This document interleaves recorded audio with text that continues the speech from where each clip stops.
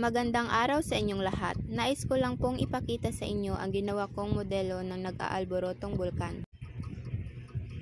Ang ori ng erupsyon ng bulkan na ito ay tinatawag na strombolian, kung saan ito ay nag-i-eject ng mga lava.